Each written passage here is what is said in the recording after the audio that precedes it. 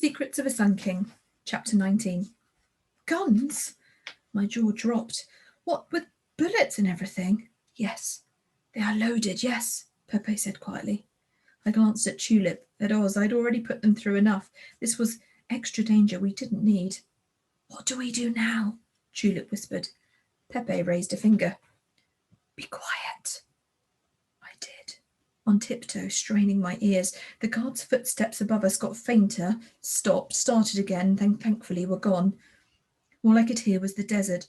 It wasn't like being down by the river, which buzzed with insects and people. Up here, where there was nothing but rocks and sound, the silence made your ears hum. I'd never known quiet like it.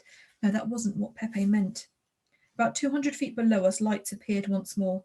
I was relieved to see how close we were to the official tomb of Tutankhamun. Pepe's route had almost brought us back to the spot we'd started from, only this time we were seeing Carter's dig from above. They're coming out of the tomb, Oz hissed. Are they carrying any loot? I can't see anything obvious. It's not theirs to take, Pepe reminded us. Death shall come on swift wings, Tulip murmured. Yet none of the group looked remotely spooked or worried.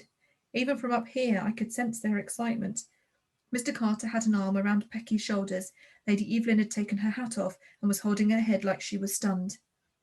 When the group finally mounted their donkeys and tottered away across the sand, I took a long, slow breath. Now it was our turn. What about the guard? Oz worried. He's still out there somewhere. There might be more than one, you know. I glanced at Tulip, who was crouched low on her camel, shivering. We'll have to take the risk. A few minutes later, we arrived at the very top of the cliff. There was no sign of anyone else up there. It was more bare rock, more sand. What we had to do now had to find a way which was east. By my reckoning, it had to be 2 or 3 o'clock in the morning, if not later. Mrs. Mendoza would be back from her cocktail party. If she was anything like my mum, she'd be fretting herself silly about where we'd gone. But it was best not to think about that. To find east, Oz told me, you need to look at the stars. The trouble was there were so many. Oz was scratching his head, looking confused. That's Venus there. No, wait, it might be that one, or is it Jupiter? Ask Pepe, I told him. Meanwhile, Tulip had slid off her camel and was peering intently at something on the ground. She picked it up, holding it suspiciously at arm's length. Look at this. It was a notebook, like the one Mrs. Mendoza used, covered in that funny dot and dash writing reporters did incredibly quickly. It wasn't wrinkled or dirty either. Someone must have only recently dropped it. That man we saw just now, it's got to be his, Tulip said excitedly. I wonder if he's been watching Howard Carter too. You think he's a reporter, not a guard? I asked, hopefully, because it meant we weren't about to get shot at least. Before she could answer, Tulip threw up all over Oz's shoes. After that, she agreed to lie down, in the shelter of a heap of rocks. Pepe made her a pillow from his scarf. Chaplin, who I think had taken a shine to Tulip, dropped down nearby. Charlie stayed standing, swishing his tail like he was in deep thought. Together we worked out where Venus was in the sky. Sunrise will be in an hour or so, Pepe seemed to think. Oz, shoeless and rather miffed, admitted Pepe knew more about stars than he did. Once we found east, we started looking for a tomb entrance. I still had in my head the official one we'd seen down in the valley, which was set into the rock like a bunker. Back in England, Grandad had also shown me pictures of the Ramses tombs, whose entrances were wider than the front door at the Winter Palace. But we weren't looking for an official tomb, I reminded myself. We were searching for something so small and quiet it might easily be mistaken for a hole in the hillside, or the resting place of an ordinary boy. There was a ledge that ran just below the top of the cliff for 10, maybe 20 yards. In daylight, the views out over the valley from here would probably be terrific. It was as good a place as any to look, though at first glance there seemed to be nothing there, just more rock, more boulders to step around. Behind me, Pepe said something I didn't catch. Sorry? I turned round a bit too fast. My right foot slipped off the ledge, arms whirling. I fought to keep my balance, but everything was in the wrong place and there was nothing to hold on to but air. I panicked. Grab the rock, Pepe yelled, waving frantically at the boulder that stood between us. Just as I felt myself toppling over the edge, I latched onto it, first with one arm, then with the other. I squatted, hugging the boulder for dear life. When I finally felt safe enough, I fumbled to check my satchel was still there. It was, thank goodness. It was then I felt air against my cheek.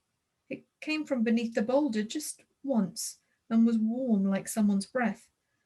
I was also aware of a shift inside me, as if my head was clearing or I'd just stretched my tired legs. No, that wasn't it. Not quite. It was the absolute opposite of the gloomy, heavy feeling I'd dragged around ever since Grandad fell ill. When Lysandra guessed what Maya had done with Kaikai's heart, she'd said it was like a lock opening. It was the best way I could think of describing it, too. Pepe, I said, trying to stay calm. Can you come here a sec? We were more careful this time. Oz was under strict instructions to keep away from the edge. The boulder wasn't much bigger than a motor car tyre, but it took both Pepe and me to move it even a small way. Behind it was an opening. It was small, cupboard door sized probably. We crouched around it, trying to peer inside.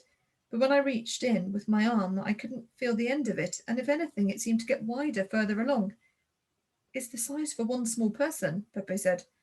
I'm the smallest, Oz pointed out. And the youngest, I reminded him. Your sister would go berserk if anything happened to you. Aren't we a team? He asked, sounding upset. I looked at him. He was standing just back from the ledge, big-eyed, springy-haired, the boy who never went to school or spoke to strangers here on a mountainside in Egypt in the middle of the night. He still wasn't one for hugs, mind you, so I patted his arm. We are a team, I told him. None of us would have done this on our own. He sniffed. But, shh, I stopped him. This last bit I'm doing for my granddad. All right? Stay with your sister. I won't be long. Hands stuffed in his pockets. Oz picked his way back along the ledge. Pepe, though, didn't. I haven't inquired till now what exactly you are doing, English girl, he said, folding his arms, but the time has come for me to ask. All I did was open my satchel and take out the jar. Even though it was still dark, I sensed the jar's power, its gleam of gold, the Anubis head, the heavy, important weight of it. 22 years ago, an Egyptian boy had stumbled across Kaikai's tomb and the jar inside it. Very soon he'd regretted what he'd found, and out of nowhere I thought of what Dad had said that day I'd stood up for Tulip in school. Being English doesn't give me the right to sort out other people's problems, not when they could solve them themselves. Here, I handed the jar to Pepe. We're returning it to where it belongs. He looked amazed. I give him that, even more so when I mentioned what was inside, wrapped in old linen and what Lysandra had told us about the boys, Pharaoh, and whose official tomb Mr. Carter was feverishly exploring directly below us in the valley. For a very long moment, Pepe held the jar to his chest. His heart, he murmured, like he couldn't quite believe it. And who could blame him? When he'd recovered, there was a new determination in his face. He tucked the jar inside his gown. Let's begin, he said, and crouching down, climbed in through the opening. I followed. Crawling inside was the easy bit. I went on my belly, using my elbows until the passage was wide and tall enough that I could get up onto my hands and knees. Pepe must have gone fast because I lost him immediately.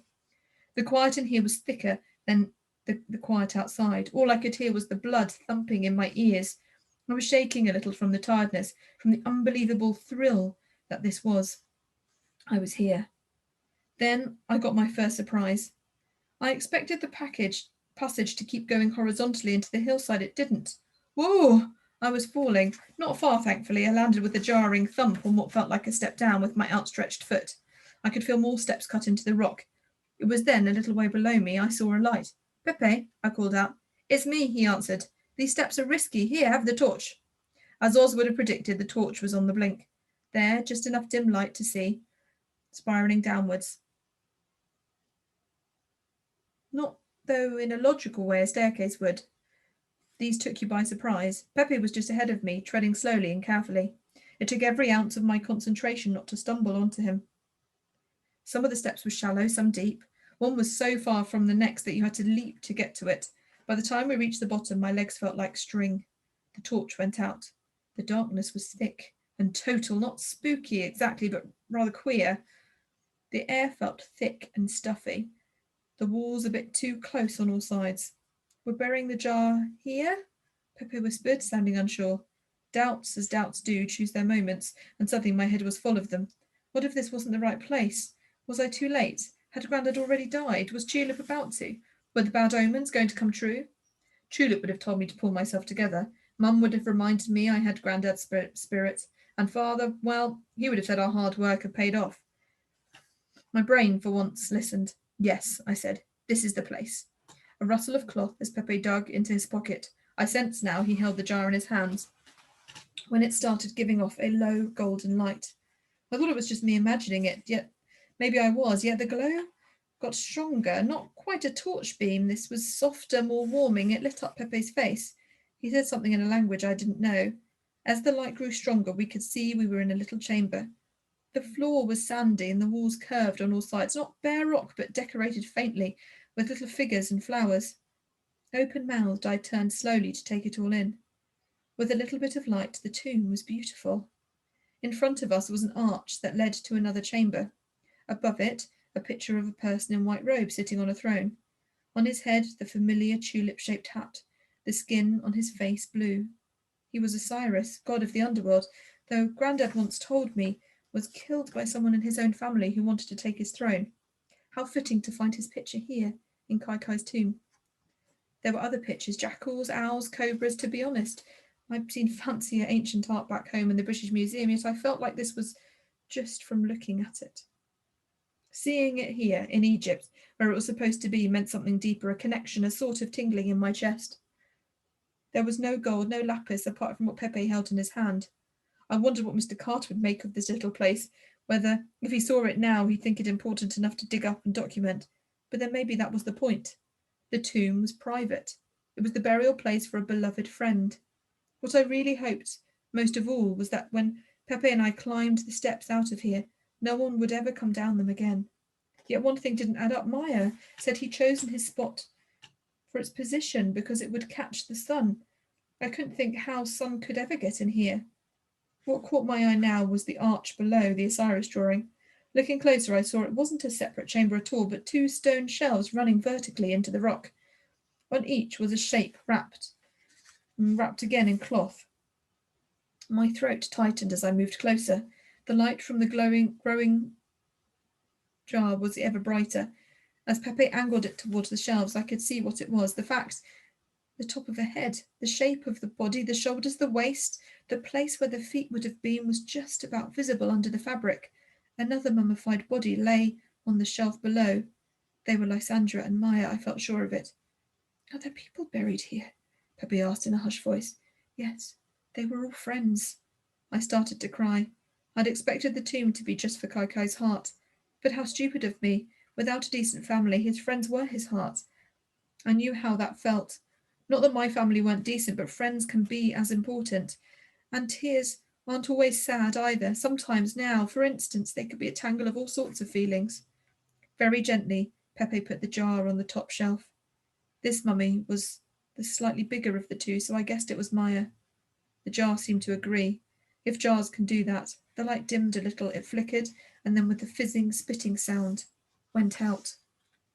We waited. I didn't exactly know what to expect would happen. I didn't think somehow that this would be the end. The dark pressed in again, but only for a moment. I blinked, stunned, as the whole chamber filled to the brim with light. This time it came from above, from the sky. Maya's measurements had been absolutely spot on. The first beams of the sunrise poured into the cave. It hit the far wall where the bodies lay. For a minute, or maybe for always, the three friends were together in the sun.